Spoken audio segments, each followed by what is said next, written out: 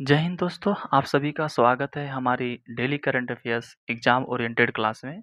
यहाँ आपको रोजाना PIB, the Hindu, Indian express और दैनिक समसामयिकी से चुने गए सबसे महत्वपूर्ण करंट अफेयर्स सरल भाषा में मिलेंगे, जो सभी कॉम्पिटिटिव एग्जाम के लिए उपयोगी होंगे। चाहे आप बीपीएससी की तैयारी कर रहे हो, चाहे आप स्टेट के किसी भी एग्जाम की तैयारी कर रहे हो, एसएससी की तैयारी कर रहे हो, रेलवे की तैयारी कर रही हो, उन सभी एग्जाम के लिए ये उपयोगी होगा। और साथ ही साथ दोस्तों, क्लास के अंत में आपको पीडीएफ भी उपलब्ध कराई जाएगी। इसलिए दोस्तों, आपको यूट्यूब पर कहीं भी भटकने की ज़रूरत नहीं है।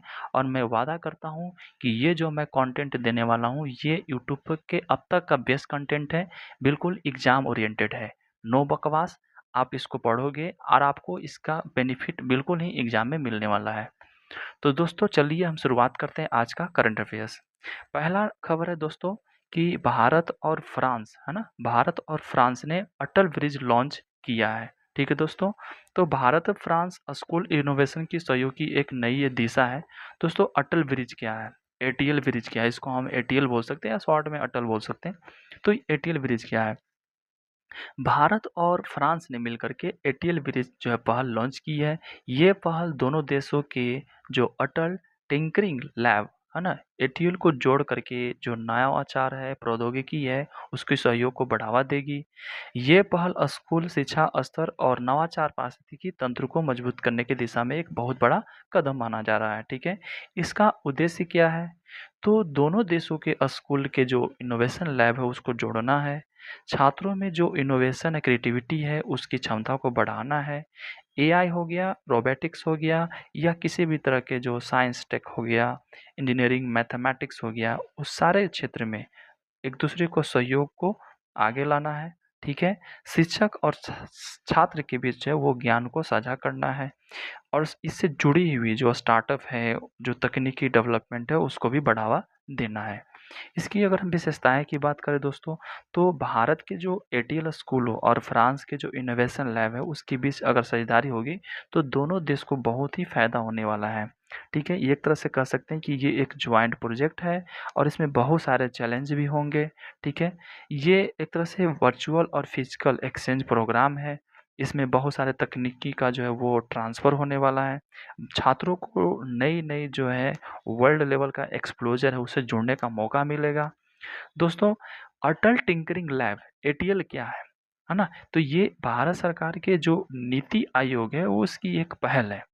स्कूलों में जो इनोवेशन है, जो क्रिएटिविटी है, उसको बढ़ाने के लिए इसको जो है स्थापित किया गया था। और अब तक देश भर में 10,000 से ज़्यादा स्कूलों में इसका स्थापित किया गया है। इसका जो प्रोमो है, learn by doing, hands on learning, ये इसका प्रोमो है। और इसकी अगर हम लाभ की बात करें दोस्तों, तो भारत और फ्रांस दोनों ही राजनीतिक साझेदारी जो है उससे इससे मजबूत होगा। और साथ में साथ भारत के जो बच्चे हैं उसको वैश्विक वर्ल्ड एक्सपोज़र का जो है उसका बेनिफिट मिलने वाला है। नए-नए टेक्नोलॉजी हमें जो ट्रांसफ़र होगा हमारे देश में, तो एक क्षमता जो है वो टेक्नोलॉजी में वो बढ़ेगी। युवा इसमें जो है वो एक इंटरेस्ट लेंगे। तो एक कह सकते हैं कि टेक्नोलॉजी का इकोसिस्टम जो है वो तैयार होगा भारत में। और साथ ही साथ हमारा जो नेशनल एजुकेशन पॉलिसी 2020 है, उसका जो लक्ष्य है उस पर उसको बल मिलेगा। दोस्तों, भारत और फ्रांस की संबंध की बात करें तो दोनों देश 1998 से स्ट्रैटेजिक पार्टनरशिप में है। चाहे वो रक्षा के क्षेत्र में हो, अंतरिक्ष, परमाणु ऊर्जा, जलवायु परिवर्तन, शिक्षा, संस्कृति जैसे अनेक क्षेत्रों में हम एक दूसरे को सहयोग कर रहे हैं। और आपको पता होगा दोस्तों कि हम फ्रांस से बहुत सारे जो महत्वपूर्ण रक्षा उपकरण है उसको हम खरीदते हैं, चाहे वो आप राफेल हो गया हो या बहुत सारे जो रक्षा क्षेत्र में जो भी अ, हथियार खरीदे जाते हैं, उपकरण खरीदे जाते हैं, तो कहीं न कहीं फ्रांस का इसमें बहुत-बहुत योगदान होता है। ठीक है दोस्तों? और अब सोचो कि टेक्नोलॉजी उसका आएगा, यहाँ ट्रांसफ़र होगा, तो कहीं न कहीं देश में जो है इनोवेशन जो है उसमें उसमें बल मिलेगा। ठीक है? अब दोस्तों, बात है कि इसमें कौन से पॉइंट को याद रखने हैं। तो सबसे पहले कि ये कौन-सा पहल है, तो एटीएल ब्रिज, है ना? ये किसके बीच है? तो भारत और फ्रांस के बीच है। इसका जो संबंधित पहल क्या है? तो अटल टिंकरिंग लैब एटीएल। इसकी उद्देश्य क्या था? तो हमने बताया कि इनोवेशन और क्रिएटिविटी को बढ़ावा देना। इसमें मुख्य फ़ोकस एआई, रोबोटिक्स वगैरह में किए जाएँगे। और भारत में इसके जो संगठन है वो नीति आयोग है। और साथ ही साथ इसमें जो संबंधित जो जुड़े हुए संस्था है वो नेशनल एजुकेशन पॉलिसी एनएपी है, ठीक है। परीक्षा के दृष्टि से क्या महत्वपूर्ण है? तो परीक्षा की दृष्टि से महत्वपूर्ण है कि अटल ब्रिज भारत और किस देश के बीच जो है लॉन्च किया गया है? तो होगा फ्रांस। एटीएल का संबंध किससे है? तो नीति आयोग से है ना? एटीएल ब्रिज का मुख्य उद्देश्य क्या है? तो स्कूल इनोवेशन और स्टेम को बढ़ावा देना, है ना? एटीएल का पूर्ण रूप क्या है? तो अटल टिंकरिंग लैब। और यह पहल किस नीति के लक्ष्य को समर्थन देती है? तो नेशनल एजुकेशन पॉलिसी 2020, है ना दोस्तों? चलिए दोस्तों दूसरा खबर देखते हैं कि भारत बना 5 स्तरीय बैलिस्टिक मिसाइल डिफेंस क्षमता वाला पहला देश। दोस्तों भारत दुनिया का पहला देश बन गया है जिसके पास, है ना, 5 स्तरीय बैलिस्टिक मिसाइल डिफेंस बीएमडी प्रणाली है। ठीक है दोस्तों, तो ये बीएमडी होता क्या है? तो बीएमडी एक बहुस्तरीय रक्षा प्रणाली है जो दुश्मन द्वारा दागी गई बैलिस्टिक मिसाइलों की उड़ान को विभिन्न चरणों में ही खोज करके नष्ट कर देता है। और इसका उद्देश्य यही है कि जो दुश्मन के परमाणु हथियार से लैस जो भी मिसाइल आएंगे उसको हम रास्ते में ही रोक देंगे, है ना? और ये महत्वपूर्ण क्यों है? तो भारत अब किसी भी रेंज की दुश्मन मिसाइल को मुकाबला करने में सक्षम हो गया है। ये भारत की एक आत्मनिर्भरता का कह सकते हैं कि एक बहुत बड़ी छलांग है और यह उपलब्धि जो है कहीं न कहीं राष्ट्रीय सुरक्षा को मजबूत करती है। भारत के पास अब जो है अमेरिका, रूस, इज़राइल और चीन, है ना? चीन के बाद जो है ये उन्नत मिसाइल जो रक्षा प्रणाली है विकसित किया है। तो कह सकते हैं हम वो 5 टॉप कंट्री में शामिल हो गए हैं जो ये सिस्टम डेवलप कर चुका है, ठीक है। और दोस्तों ये 5 स्तरीय बीएमडी प्रणाली क्या होता है? तो इसमें 5 तरह के जो हैं मिसाइलें होते हैं और ये पाँचों तरह की मिसाइल जो है भारत में डेवलप कर लिया है। अगर हम एक-एक मिसाइल की अगर हम देखें जैसे कि हमारा पहला लॉन्ग रेंज डिफेंस, है ना? लॉन्ग रेंज डिफेंस, तो ये दुश्मन मिसाइल को लॉन्च होने के तुरंत बाद, मान लीजिए कि जहाँ पर मिसाइल लॉन्च हुआ वहीं तुरंत बाद उसको हम नष्ट कर देते हैं। जैसे कि पृथ्वी डिफेंस हो गया, पृथ्वी डिफेंस व्हीकल हो गया, इसके तहत विकसित की जा रही है। दूसरा हो गया मीडियम रेंज डिफेंस, तो ये दुश्मन की मिसाइलों के मध्य में ही जो है वो उसके चरण को नष्ट कर सकता है। इसके तहत भी हम जो है एडवांस एयर डिफेंस जो है वो अभी डेवलप कर रहे हैं, कर चुके हैं। शॉर्ट रेंज डिफेंस सिस्टम, इसमें जो है वायुमंडल के बाहर एटमॉस्फेयर से पहले ही दुश्मन की जो मिसाइल है उसको नष्ट कर दिया जाता है और इसमें हमारा जो है पृथ्वी है वो इसमें सबसे बेस्ट है। दूसरी दोस्तों लास्ट है वेरी शॉर्ट रेंज डिफेंस, चौथा प्रणाली ये वायुमंडल के अंदर में प्रवेश करने के बाद बहुत कम दूरी पर जो रहता है, यानी कि अब देख लो कितना दूरी पर होता है, तो ये हमारा जो रक्षा प्रणाली है वो उसको यहाँ पर ख़त्म कर देगी और इसमें हमारा LRSM long range surface to air missile जो है इसको ये नष्ट कर देती है और ये भी हमने विकसित कर रखा है। पाँचवा है टर्मिनल डिफेंस, है ना? ये दुश्मन की जो मिसाइल है इस बहुत ही नज़दीक, या आप कह सकते हैं कि ड्रोन है, बहुत ही नज़दीक ही उड़ते हैं, उसको भी हम ये ख़त्म कर देंगे और इसमें हमने आकाश बनाया है, क्यूआरएसएम बनाया है, स्पाइडर सिस्टम वगैरह भी विकसित कर लिया है।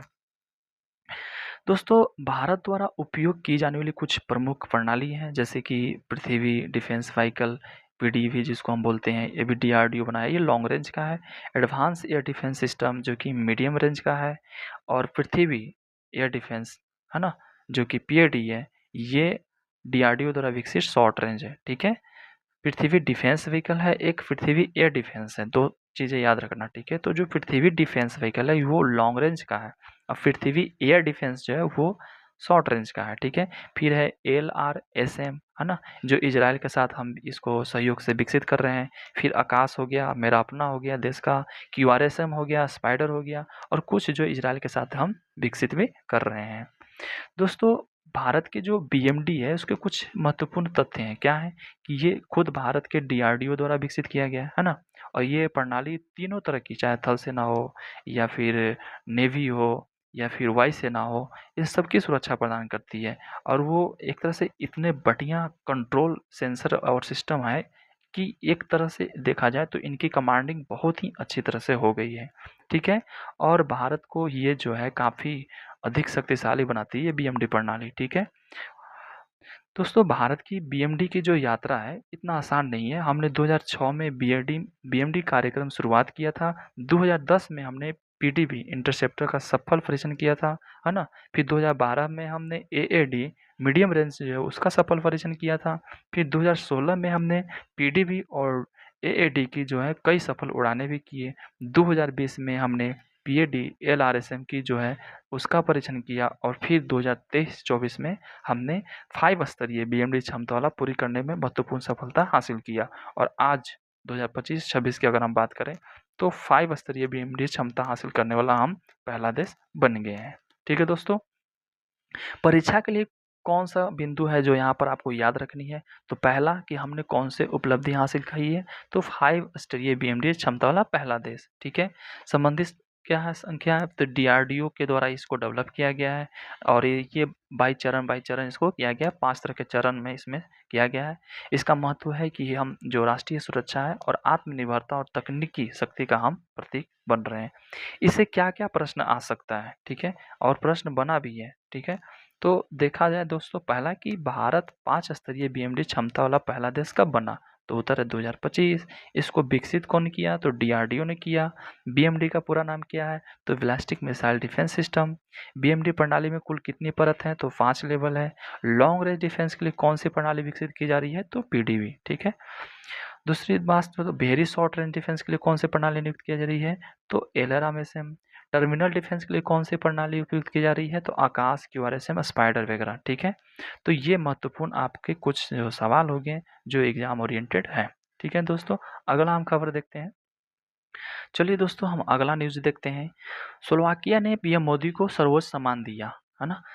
तो ये मोदी जी अभी जो फ्रांस दौरे पर है, तो उन्होंने स्लोवाकिया में भी गया है और ये जो है उनको ये विदेश में मिलने वाला एक और एड ऑन कर लो कि ये एक तरह से सर्वोच्च सम्मान है। ये शांति दूत और वैश्विक नेता के रूप में ये सम्मान है। भारत के कहीं न कहीं इसमें प्रतिष्ठा जो है वो बढ़ी है। ये सम्मान जो है जिसका नाम क्या है, तो the order of white double cross first class. ये आपको याद रखने वाले पॉइंट है, ये आप याद रखो।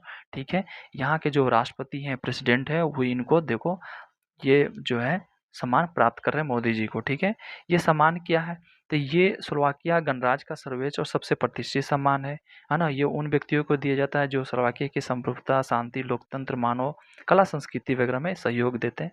अब मोदी जी भी कुछ सहयोग दिए होंगे।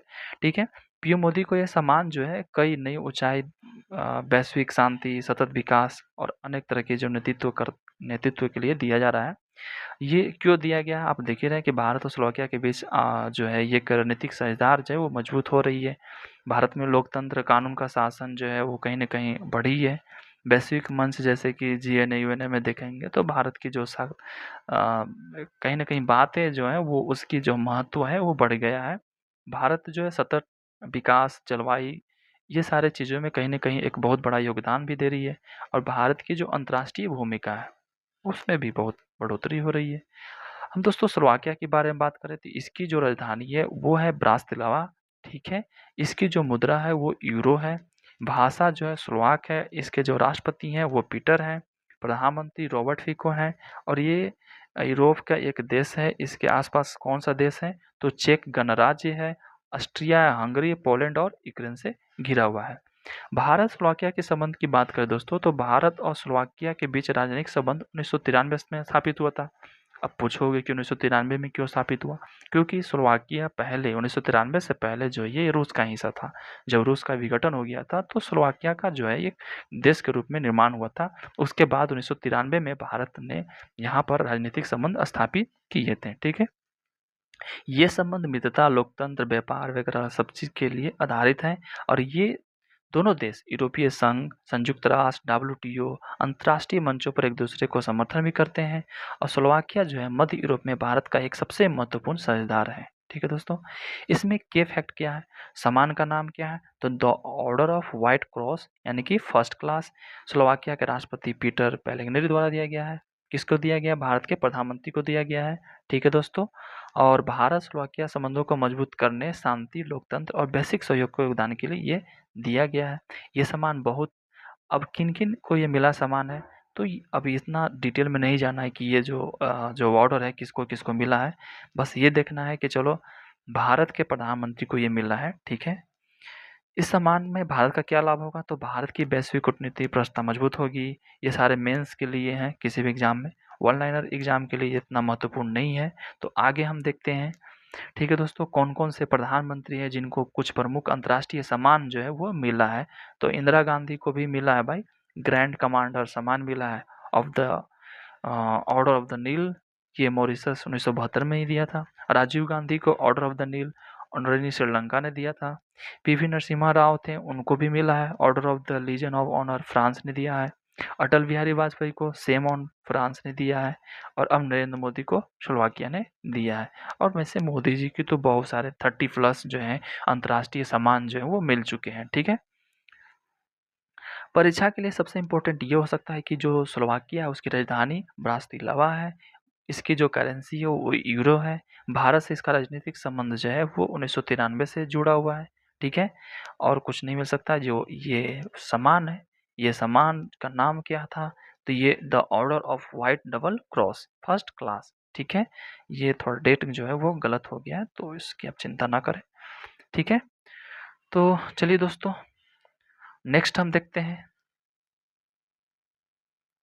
नेक्स्ट दोस्तों, एनआरआईएफ 2026 में जेएनयू देश के सरकारी विश्वविद्यालय में प्रथम हासिल किया है। तो अगर हम गवर्नमेंट यूनिवर्सिटी की बात करें तो उसमें जेएनयू जो है वो पहला नंबर हासिल किया है। राष्ट्रीय संस्थागत रैंकिंग फ्रेमवर्क नेशनल जो एनआरआईएफ है वो 2026 रैंकिंग जारी किया है और जेएनयू जवाहरलाल नेहरू यूनिवर्सिटी जो है उसमें उस पर टॉप किया है। तो एनआरआईएफ क्या है? National institutional ranking framework Bharat में उच्च शिक्षा संस्थानों की रैंकिंग करने की एक राष्ट्रीय प्रणाली है। और यह रैंकिंग विभिन्न मापदंडों के आधार पर जो है विश्वविद्यालय, कॉलेज और अन्य उच्च संस्थानों की जो है उसकी गुणवत्ता, प्रदर्शन और उसके विकास को मापती है। इसका उद्देश्य क्या होता है कि उच्च शिक्षा संस्थानों है उसकी प्रतिस्पर्धा है उसको बढ़ावा मिले और उसकी जो गुणवत्ता है उसमें उसकी सुधार हो। ठीक है, एनआईएफ जारी कौन करता है? तो ये मिनिस्ट्री ऑफ एजुकेशन यानी शिक्षा मंत्रालय के द्वारा जारी किया जाता है। ठीक है, और दोस्तों इसकी शुरुआत की अगर हम बात करें दोस्तों तो जो एनआरआईआरएफ है इसकी शुरुआत जो है 2015 में किया गया था। ये घोषणा जो है ये मानव संसाधन विकास मंत्रालय यानी कि अब जो शिक्षा मंत्रालय का हिस्सा हो गया उसके द्वारा किया गया था। पहली रैंकिंग 2016 में जारी किया गया था। इसका उद्देश्य हमने आपको बता चुका है। ये भारत की पहली समग्र रैंकिंग प्रणाली है। ठीक है, इसका मापदंड क्या है, पैरामीटर क्या है? तो इसमें शिक्षा, संसाधन, अनुसंधान, व्यावसायिक अभ्यास, ग्रेजुएशन परिणाम क्या है ना? बहुत सारे जो धारणा है, परसेप्शन है, वो सबसे शामिल है। अगर देखा जाए कि जो एनआरएफ रैंकिंग जो श्रेणियाँ हैं ओवरऑल भी होती है, यूनिवर्सिटी का होता है, इंजीनियरिंग का होता है, मैनेजमेंट का होता है, मेडिकल का होता है, फार्मेसी का होता है। अगर हम बात करें विश्वविद्यालय की, अगर हम बात करें तो विश्वविद्यालय यानी कि जो गवर्नमेंट यूनिवर्सिटी है उसमें जेएनयू है ना? अगर हम इंजीनियरिंग की बात करें तो इसमें आपका आईआईटी बॉम्बे है और मैनेजमेंट की बात करें तो आईआईएम अहमदाबाद इसमें शामिल है। ठीक है दोस्तों, जवाहरलाल नेहरू जेएनयू के बारे में बात करते हैं। इसकी स्थापना 1969 में नई दिल्ली में किया गया था। ये एक भारत सरकार का सेंट्रल यूनिवर्सिटी है। ठीक है, एक लगभग 1000 एकड़ में फैला हुआ है। अगर हम इसकी बात करें तो ये हमेशा टॉप 5 में बना रहता है। ठीक है, अगर हम टॉप 5 की बात करें जो भी गवर्नमेंट ने जारी किया है एनआरएफ रैंकिंग में, उसमें पहला जेएनयू है, दूसरा बनारस हिंदू यूनिवर्सिटी है, फिर अन्नामलाई चेन्नई है, फिर जामिया इस्लामिया है, फिर हैदराबाद विश्वविद्यालय है। तो रैंकिंग जो है हर वर्ष जो है वो बदलती रहती है। ठीक है दोस्तों, और दोस्तों इसकी जो शुरुआत हमने देख लिया कि ये कब हुआ था। ठीक है, चलो अगला देखते हैं। एग्जाम ओरिएंटेड इसमें देख लेते हैं कि इसकी शुरुआत 2015 में किया गया था और पहला रैंकिंग 2016 में दिया गया था। ठीक है, कुछ प्रश्न हैं कि एनआरएफ की शुरुआत किस वर्ष की गई थी। ठीक है, आप ये सब पढ़ लेंगे। नेक्स्ट हम खबर देखते हैं, है ना? WT मारुत पोर्टल, है ना? ये केंद्रीय मंत्री प्रहलाद जोशी ने 15 जून 2026 को लॉन्च किया। ठीक है, 15 जून 2026 को लॉन्च किया है। ग्लोबल वाइन डे के अवसर पर केंद्रीय नवीकरणीय ऊर्जा मंत्री श्री प्रहलाद जोशी ने गोवा में, है ना, WT मारुत पोर्टल को लॉन्च किया है। तो ये क्या होता है? तो वाइन WT मारुत का मतलब हो गया wine turbine material and resource utility tracker, है ना? ये किसने विकसित किया है? तो ministry of new and renewable energy ने MNRE ने किया है। और इसमें जो सहयोग है वो Indian wine turbine manufacture association भी शामिल है। लॉन्च की तिथि 15 जून, स्थान गोवा, है ना? और ये अवसर क्या था? ग्लोबल वाइन डे 15 जून। ठीक है? तो डब्ल्यूटी मारुति पोर्टल का उद्देश्य क्या है? तो जो विंड टरबाइन के जो सभी घटक हैं उसको ट्रांसफर किया जाएगा, ठीक है? भारत की जो आत्मनिर्भरता है उसको इसमें बढ़ाया जाएगा। जो सप्लायर है उसको खोज करने में उसमें महत्वपूर्ण भूमिका निभाया जाएगा। अब भारत को वाइन इक्विपमेंट के रूप में निर्यात केंद्र के रूप में भी विकसित करना है ना? उद्योग से संबंधित डेटा को सुरक्षित प्रबंधन किया जाएगा।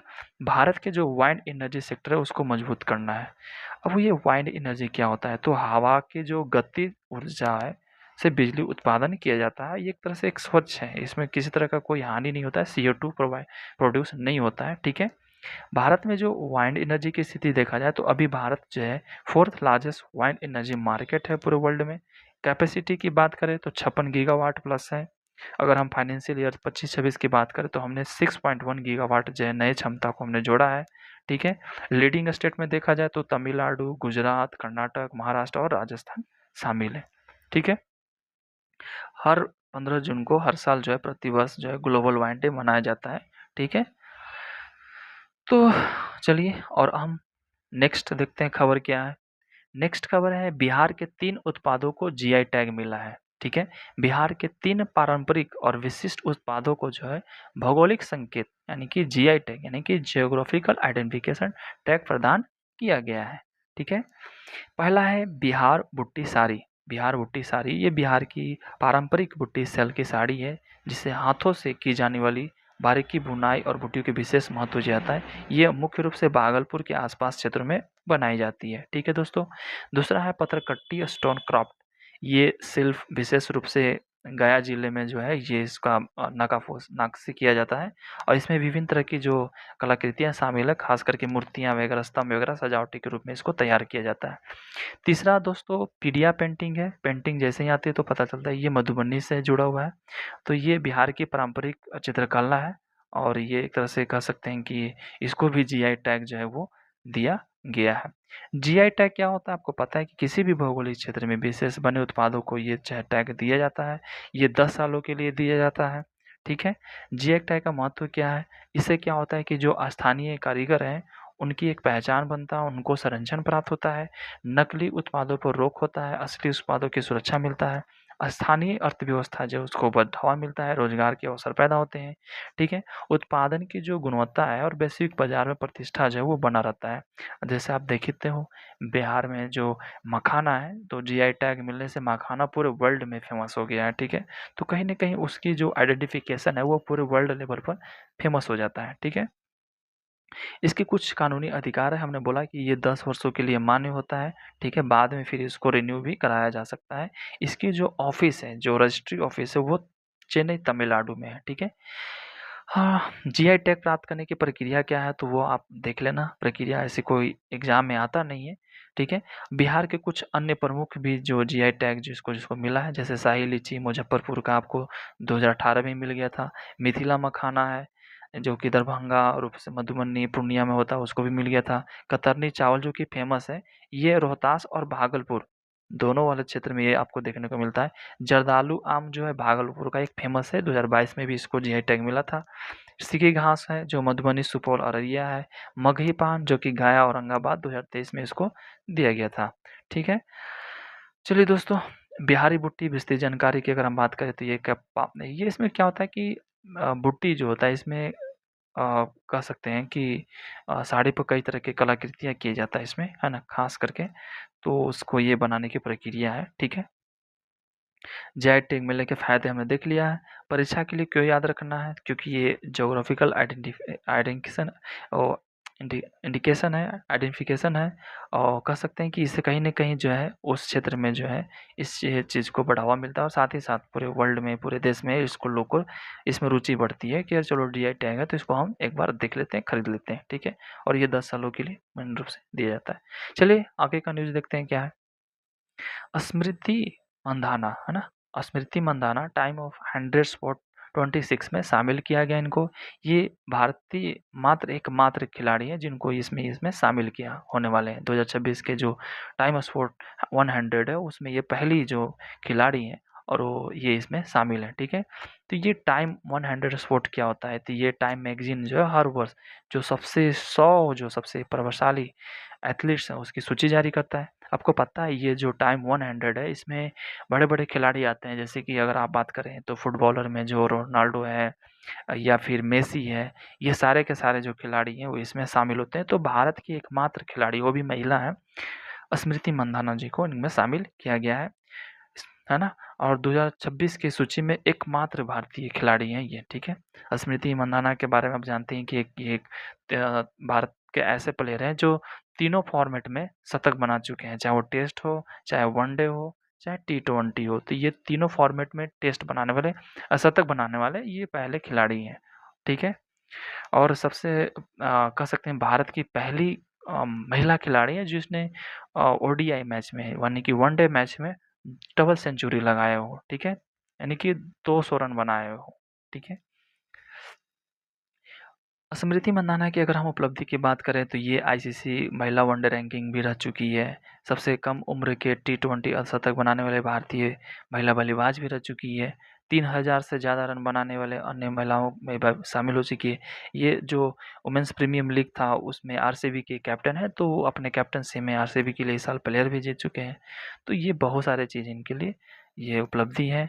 आप देख सकते हो कि अन्य भारतीय खिलाड़ी जो पहले टाइम 10 जो स्पोर्ट है उसमें शामिल हुए हैं।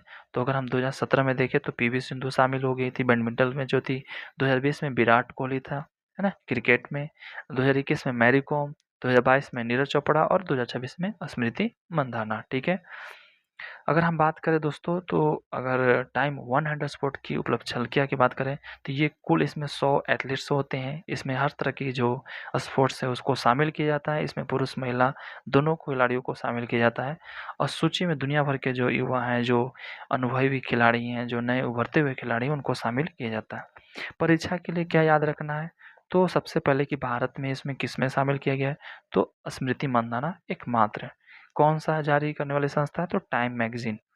ये जो स्मृति मंदाना है, ये किस चीज़ से जुड़े हुए हैं? तो क्रिकेट महिला से जुड़े हुए हैं, ठीक है?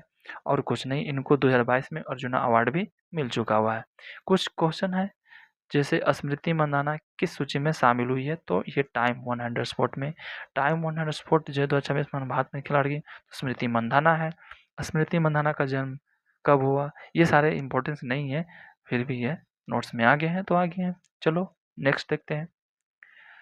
नेक्स्ट खबर है कि आंध्र प्रदेश और झारखंड में नए एनसीसी निदेशालय जो है वो स्थापित किए गए हैं और आंध्र प्रदेश और झारखंड में नए एनसीसी स्थापित किए गए हैं, ठीक है?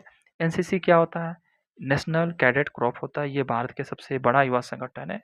अगर अभी इसकी हम साइज की बात करें तो फिलहाल 20 लाख से ज़्यादा इसमें युवा जो हैं शामिल हैं एक्टिव रूप से, ठीक है?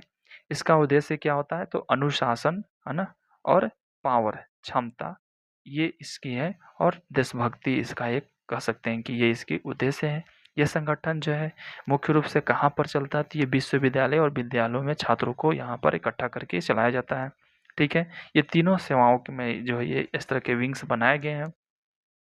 की पॉइंट की अगर हम बात करें, मुख्य बिंदु की बात करें तो भारत सरकार ने आंध्र प्रदेश और झारखंड में नए एनसीसी निदेशालय जो है स्थापित किए हैं और इसमें इन राज्यों में एनसीसी जो गतिविधियां हैं उसको इससे क्या होगा? विस्तार बढ़ावा मिलेगा इसका, है ना? एनसीसी की स्थापना की बात करें तो 16 जुलाई 1948 को ही इसको स्थापित किया गया था। जो दर्जा मिला था 1951 में मिला था। संस्थापक थे पंडित जवाहरलाल नेहरू, ठीक है? ये एक रक्षा मंत्रालय भारत सरकार के अंतर्गत आता है। इसका मोटो है एकता और अनुशासन, यूनिटी एंड डिसिप्लिन। इसमें 3 तरह के फ्लैग हैं, त्रिवर्ण लाल, नीला, हल्का, ठीक ना? और कह सकते हैं कि इसका सॉन्ग है हम होंगे कामयाब, बैंड है एनसीसी बैंड, लोगो सहित है। तीनों सेनाओं की जो प्रकार है अलग-अलग तरह की इसमें वर्दी शामिल है। एनसीसी के स्ट्रक्चर की बात करें तो थल सेना विंग है, नौसेना विंग है, वायु सेना विंग है, ठीक है? और प्रत्येक विंग, है ना, का अपना जो है वर्दी होता है और हर राज्य में आप देखोगे तो एनसीसी का जो है क्वार्टर होता है ना? वहाँ पर बच्चे जाते हैं, ट्रेनिंग लेते हैं। वर्तमान में देखा जाए तो भारत में 17 निदेशालय हैं जिसमें 16 राज्य और 1 दिल्ली में है, ठीक है? जो एनसीसी का उद्देश्य क्या होता है हमने आपको बता दिया कि यूनिटी एंड डिसिप्लिन इसका मुख्य मोटो है। तो अब ये बताते बच्चे के अंदर डिसिप्लिन लाएँगे, यूनिटी लाएँगे और कहीं न कहीं ये एनसीसी आगे जाकर के सेना में काम करते हैं तो कहीं न कहीं से देश की जो रक्षा डिपार्टमेंट है उसमें जो सेना है उसमें कहीं न कहीं बल मिलता है, ठीक है? और देखा जाए दोस्तों तो एनसीसी निदेशालय की अगर बात करें तो अभी टोटल 18 का ये नाम है, तो आप एक बार पढ़ लेना। इसमें क्या है, कैसे शामिल होता है, एनसीसी से क्या लाभ होता है, ये बहुत सारे फैक्ट हैं। लेकिन जो महत्वपूर्ण फैक्ट है वो कि एनसीसी प्रत्येक वर्ष लगभग इसमें जो है कैंडिडेट शामिल होते हैं, चाहे वो महिला हो चाहे वो पुरुष हो, दोनों इसमें शामिल हो सकते हैं। ठीक है। परीक्षा में क्या याद रखना है, तो एनसीसी की स्थापना कब हुआ था, तो 1948 जुलाई में हुआ था। इसके संस्थापक पंडित जवाहरलाल नेहरू थे। नियंत्रण रक्षा मंत्रालय है। मोटो क्या है, एकता और अनुशासन, है ना। चलो, नए निदेशालय 2026 में कौन कौन जुड़े हैं, तो आंध्र प्रदेश और झारखंड, टोटल जो है 18 हो चुके हैं। ठीक है। नेक्स्ट खबर देखते हैं दोस्तों। नवी मुंबई और गुवाहाटी एयरपोर्ट जो है विश्व के सबसे सुंदर एयरपोर्ट्सों में शामिल किया गया है। यानी कह सकते हैं दोस्तों कि भारत के दो महत्वपूर्ण एयरपोर्ट नवी मुंबई और गुवाहाटी एयरपोर्ट को विश्व की सबसे सुंदर एयरपोर्ट्सों में शामिल किया गया है। नवी मुंबई अंतर्राष्ट्रीय हवाई अड्डा और गुवाहाटी, जिसको हम लोकप्रिय नाम है गोपीनाथ अंतर्राष्ट्रीय हवाई अड्डा। ठीक है। और बड़ी ताज्जुब की बात है दोस्तों कि इसमें जो दोनों का जो निर्माण है, जो कंपनी है जिसके अंडर ये आता है, वो अडानी कंपनी के अंदर आता है। तो आप देखो दोस्तों, प्राइवेट कंपनी के अंतर्गत है ये, और ये पूरे विश्व में जो एयरपोर्ट में जो सुंदरता आता है उसमें भारत के दो ये मात्र शामिल हैं। ठीक है।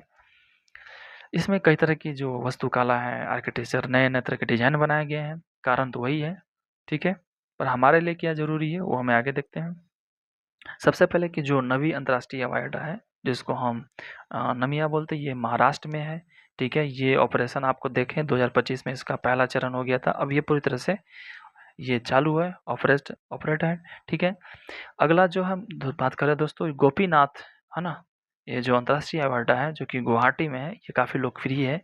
ये बहुत ही पहले इसका शुरुआत हो गया था, और ये भी कहीं ना कहीं अडानी का है। तो अडानी एयरपोर्ट जो अथॉरिटी है वो इसके ऑनर हैं, वो यही चलाते हैं। अभी देश में टोटल 8 ऐसे हवाई अड्डे हैं जो इसका संचालन जो है अडानी एयरपोर्ट अथॉरिटी द्वारा किया जा रहा है। ठीक है। चलिए दोस्तों, महत्वपूर्ण फैक्ट यही है कि नवी मुंबई एयरपोर्ट भारत का पहला सोलर पावर्ड एयरपोर्ट भी है ना। और प्रिक्स वर्सेटाइल 2026 में भारतीय एयरपोर्ट की उपलब्धि गर्व की बात है। दोनों एयरपोर्ट का संचालन जो है वो अडानी एयरपोर्ट होल्डिंग लिमिटेड द्वारा किया जाता है, और ये पुरस्कार जो दिया जाता है वो यूनेस्को के संरक्षण में दिया जाता है। परीक्षा के लिए क्या याद रखना है, तो पुरस्कार क्या है, तो प्रिक्स वर्सेटाइल 2026, हवाई अड्डे, एयरपोर्ट नवी मुंबई और गुवाहाटी। ठीक है। चलिए नेक्स्ट देखते हैं खबर क्या है। नेक्स्ट है, बिहार में एक्वा पार्क और एनएफडी सेंटर का उद्घाटन किया गया है। केंद्रीय मंत्री राजीव सिंह द्वारा जो है, राजीव रंजन यानी उर्फ ललन, उनके द्वारा इसका उद्घाटन किया गया है। कहाँ पर किया गया है, बिहार में। तो ये केंद्रीय मत्स्य मंत्री भी हैं, बिहार के ही रहने वाले हैं इन। और ये जो एक्वा जो पार्क स्थापित किया गया, इसका मुख्य उद्देश्य क्या है, तो जो मत्स्य पालन है और जलीय कृषि को बढ़ावा देना है, मछुआरे किसानों की आय को बढ़ाना है, नए टेक्नोलॉजी, ये सारे चीज़ इसी के लिए लाए जाते हैं। ठीक है। एनएफटी क्या है, तो ये नेशनल फिशरी डेवलपमेंट बोर्ड है। ठीक है। एक्वा पार्क क्या है, तो एक्वा पार्क एक आधुनिक जल मनोरंजन पार्क है जिसके water slide, rail dance, wave pool और स्विमिंग पूल, किड्स पूल आदि की सुविधाएं होती हैं। इसमें आप पर्यटन भी जा सकते हैं, मनोरंजन की भी जो व्यवस्था होती है, और कहीं ना कहीं लोग इसमें जुड़ते हैं तो रोजगार भी बढ़ता है इससे। ठीक है। एक्वा पार्क की विशेषताएं हम आपने देख लिया कि इसमें पर्यटन का बढ़ावा मिलेगा, रोजगार के अवसर बढ़ेंगे, है ना। और इसमें नई तरह के उद्योग जो हैं वो बढ़ेंगे, टेक्नोलॉजी आएंगे नए नए, है ना। एक्वा पार्क के लाभ ही आप देख लिए, बिहार के लिए क्यों महत्वपूर्ण है। तो जो पहले हम बात करते हैं एनएफडी की स्थापना जो है, ये 2026 में कंपनी अधिनियम 1956 के एक्ट 25 के द्वारा इसको स्थापित किया गया था। ठीक है। मंत्रालय कौन सा है, तो मत्स्य पालन, पशुपालन और डेयरी मंत्रालय। मुख्यालय कहाँ है, तो हैदराबाद, तेलंगाना। ठीक है।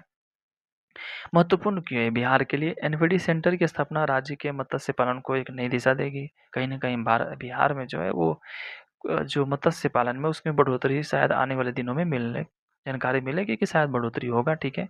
और लोग भी इसमें जुड़ेंगे। ठीक है। परीक्षा के लिए क्या याद रखना है, तो एनवीडी का पूरा नाम है नेशनल फिशरी डेवलपमेंट बोर्ड। इसकी जो स्थापना है 2006 में किया गया था। मुख्यालय हैदराबाद में है। ये इसके मंत्रालय कौन सा आता है, तो मत्स्य मंत्रालय जो है, पशुपालन डेयरी मंत्रालय इसके अंतर्गत आता है। उद्घाटन कौन है इसके, तो केंद्रीय मंत्री राजीव रंजन जी हैं। ठीक है। कुछ फैक्ट है जो तो ये सारे उद्घाटन के सवाल तो नहीं आ सकते हैं, पर बिहार है, आ सकता है।